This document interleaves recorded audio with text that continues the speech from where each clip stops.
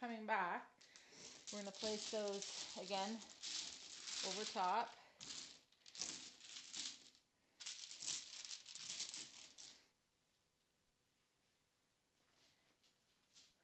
Okay, so again, this sense of rolling up the fifth, okay, so we're going to roll up the fifth and lift up. So roll up a fifth and then roll down to come back. Roll up a fifth, roll down to come back.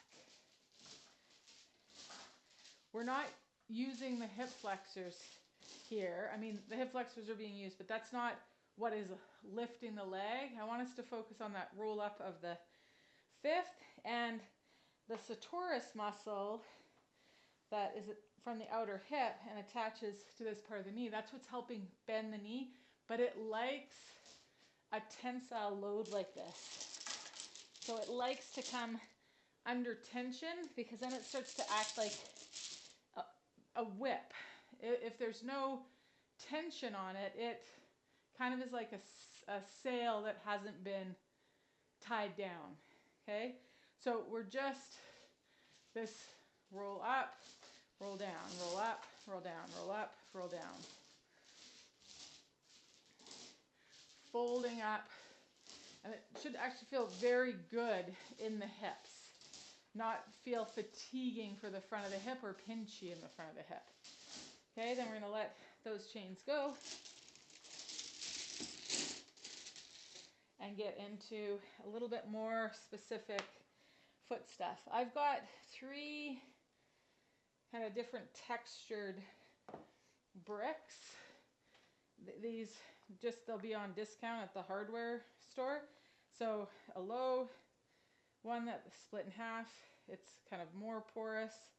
A taller one, again split in half, quite porous, more of a concrete version, and then more of a classic paver. So the texture on each of these kind of inputs into the foot a little bit differently. So I'm going to use the shorter one, more porous, to start, and it is simply getting that transverse arch. I want weight in that leg. So this leg, it's just balanced on the floor, but I'm not here. So I'll turn here for you. I'm not here. I don't have my weight in this leg. I have my weight in this leg. When I get my weight in this leg, I'm going to work and yaw my heel in. And when I look down, it will help get me some space between my toes, because I start to spin that MTP joint, which spreads the forefoot. So I'm not spreading the toes, I'm spreading the forefoot, which spreads the toes, okay? But if my weight's back on this leg and I bring my heel in, I'm gonna do a movement of the whole leg. So I gotta get weight over this leg so that when my heel comes in, it acts on my foot. It acts on my foot. It acts on my foot. Look down, see the spread. You're just gonna do 3 or 4. You'll feel the muscles of the leg wake up. Here's the thing, when we get pressure in the appropriate places of our foot, there's better connectivity to the muscles of our legs. Then on the taller brick, I can still work this heel in, but this one becomes about, I'm going to turn sideways so you can see the height of my heel. Those of us that aren't used to kind of getting a stiff foot and don't know how to do that and don't know how to kind of set the arches, what will happen is I'll be kind of here and then try to stand on it. The brick will poke into the underside of my foot. That's not what we're going for. I want to get weight in that transverse arch. Again, might be that the heel spins in, so I get a widening of that forefoot, and then what takes up the other leg is a reach down through the heel. A reach down through the heel, I feel my foot set up and become a stiff lever that then I can stand on to lift up my other leg. This is a good place too if you want to work the heel under. Work the heel under. And you'll see the muscles of my legs become more visible as I get pressure into that foot, which is important because I could do a bunch of exercises, but if I'm not pressuring the foot, I'm not getting the conductivity and the connectivity to the muscles of the legs. So I'm kind of, with one, it's like if you plugged into a speaker, it's like I'm still listening to the whole album. I'm still doing all the exercises, but I only have it coming through one speaker. We want everything plugged in because then the time that we spend is time well spent. Okay? So on this one, those metatarsals, again, if we're not used to and haven't been working this foot as a stiff lever for most of our life, what will happen for some of us is we will really we're going to be used to gripping the toes. But if my toes go down, see what happens to these guys? They go up. This is where I need to get pressure. So I don't want to lift the toes up per se. What I want, because that creates other problems because of connections on the top of the foot and into the lower leg, but I do need these guys to get out of the way. So that might be that I am working a bend of the four toes away from the big toe, or a bend of the big toe away from the four toes. So some of us, the bend of the big toe will get us more bang for our buck. Some of us, the bend of the four toes. Some of us are going to need to do both of those. And that will also get us a sense of widening through that forefoot. Okay?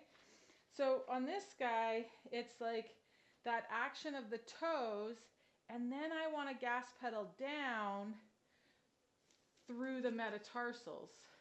Not the toes, the metatarsals. So get the four toes, the big toe out of the way, pitch the metatarsals down. Get the four toes, the big toe out of the way, pitch the metatarsals down. So for some of us, that'll get that sense of being able to lift up without the foot trying to hold onto the brick like a hand. We don't want that, because a foot that is doing this is not a foot that is stiffening, is not a foot that is able to control the joints of the legs through muscle tensioning, moving force smoothly through joints. So higher impact activities are not going to feel good because we won't be able to hold up in them.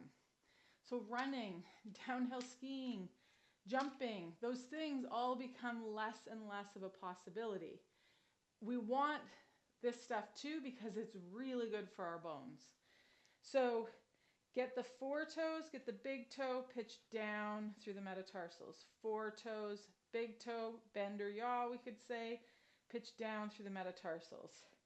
When I pitch down through the metatarsals, it's not a calf raise. Okay? I should see the elevation of the heel not move very much, but that I could stand on that leg. Okay? So we've warmed up the one, going through. Same thing on the other side. So again, this texture of this block, just working that spin in of the heel, which will have the forefoot spread. You'll see your toes, a little more space between them. We're just working the heel in, working the heel in, working the heel in, working the heel in. Okay? I could do some stuff once I work the heel in with the fifth. Might be reaching that fifth out. Then I'm going to work on this one. Again, we can bring in any of the elements I've discussed as in terms of actions of the foot, but we want to work a pitch down of the heel to fold us up. But if we notice that our toes grab or pitch down, that's where we might want to bend the four toes, the big toe, and then reach the heel down. and the foot might hold up better for us. Okay? And then we want to go to this guy. And again, toes, toes, work the fifth, feel a sense of widening through that forefoot. Coming up. You're going to feel the muscles of the legs and see the muscles of your legs. So now we've worked through just waking up the feet